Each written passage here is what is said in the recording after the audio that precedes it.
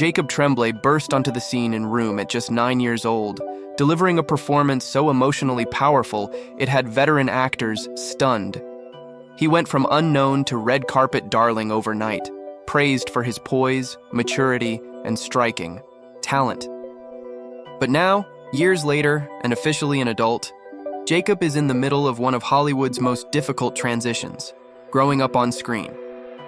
Gone are the cherub cheeks and childlike roles.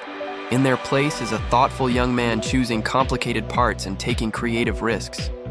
But with that shift comes a new question. Can Jacob Tremblay survive the brutal expectations of young fame, or will he become another case study in Too Much Too Soon? In 2024, Jacob made an unexpected move. He signed on to 2 feature films at once, the animated Orion and the Dark, and the indie thriller Cold Copy. For someone who once paced his career slowly, the sudden momentum sparked debate. Industry insiders applauded his hustle, calling it a sign of grown-up commitment, while critics worried about burnout and creative dilution. He's doing too much, one casting agent anonymously told a trade blog.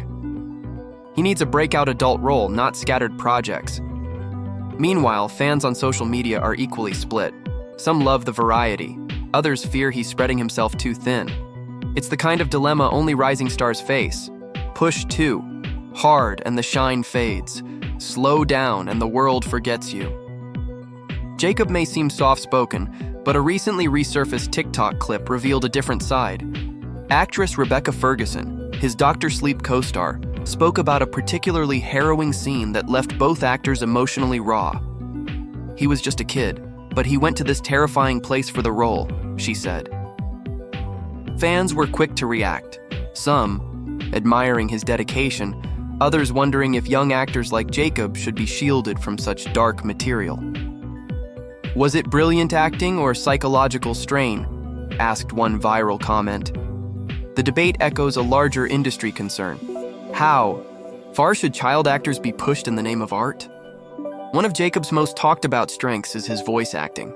His performance in My Father's Dragon was so emotive, even animators said they adjusted the film to match his vocal nuance.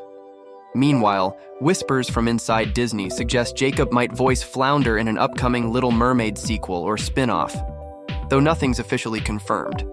Some fans are thrilled. Others worry it marks a shift back toward cute side characters instead of bold leading roles.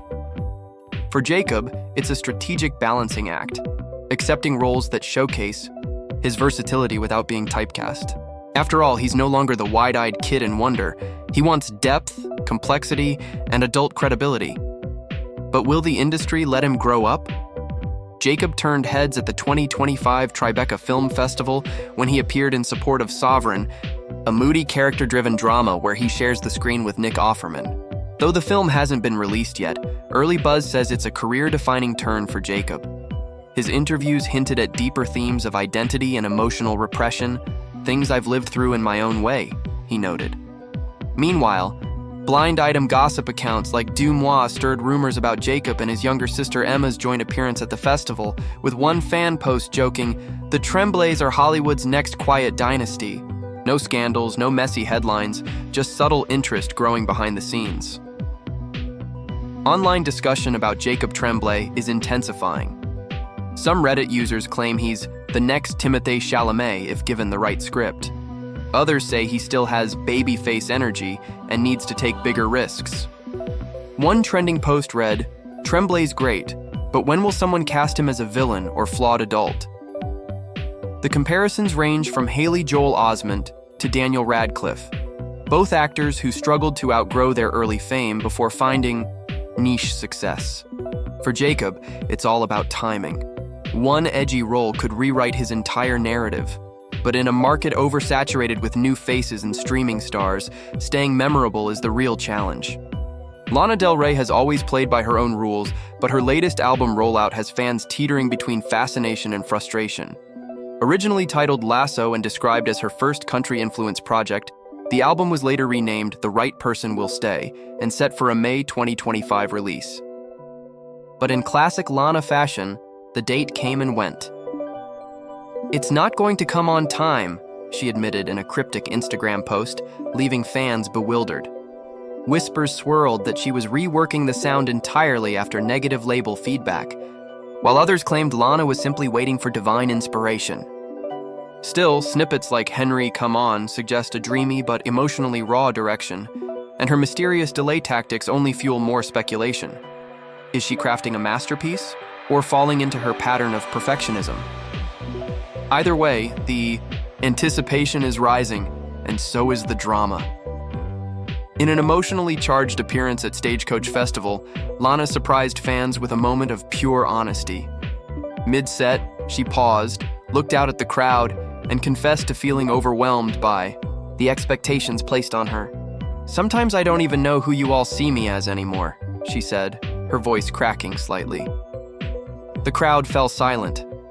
The moment went viral, with thousands of fans praising her raw vulnerability, while critics questioned whether it was another carefully constructed Lana moment.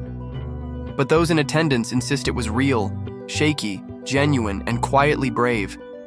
Her blend of stardom and sadness has always been her brand, but now it seems the weight of that identity is becoming too heavy. Was it a breakdown or a breakthrough? Either way, it was Lana at her most exposed, and the internet hasn't stopped talking about it since. Lana's career has long danced with the edge of controversy. Whether it was her open letter about double standards in the music industry, her defense of delicate femininity, or her clumsy comments about artists of color, she's frequently been accused of tone deafness. The backlash has come in waves, some calling her out for romanticizing fragility, others defending her as misunderstood and misquoted. Her BBC interview, which she compared Capitol rioters to sociopaths, was met with mixed reactions, reviving debates about whether Lana is deeply insightful or dangerously disconnected. Yet through it all, she rarely apologizes. Instead, she leans into the chaos, allowing it to swirl around her like the gauzy veils in her music videos. Critics may fume, but her fans? They just keep coming back, as loyal as ever. Maybe that's the real power Lana holds. Controversy doesn't destroy her, it feeds the legend. In a truly bizarre twist, a Christian influencer recently accused Lana Del Rey of using witchcraft during her concerts. The allegation? That fans were fainting and dropping like flies at her shows due to demonic energy.